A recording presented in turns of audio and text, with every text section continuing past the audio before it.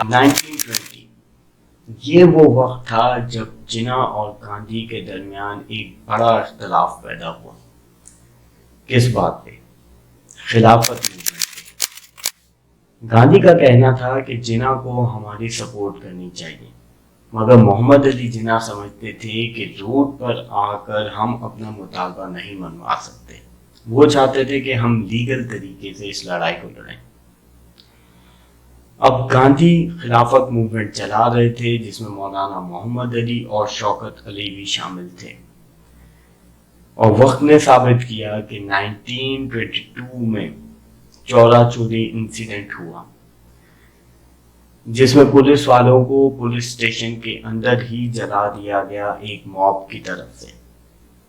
اس کے فوراً بعد گاندھی نے اپنے آپ کو خلافت موومنٹ سے الگ کر دیا، اور یہاں پر یہ بھی ثابت ہوتا ہے کہ محمد علی جناح کا فیصلہ صحیح تھا۔ اس کے بعد مصطفیٰ اٹا ترک نے یہ فیصلہ کیا کہ وہ خلیفہ بنیں گے ہی نہیں، تو پھر اس موومنٹ کا کوئی مقصد باقی نہیں رہ گیا اور یہ خود ہی ختم ہو گئی۔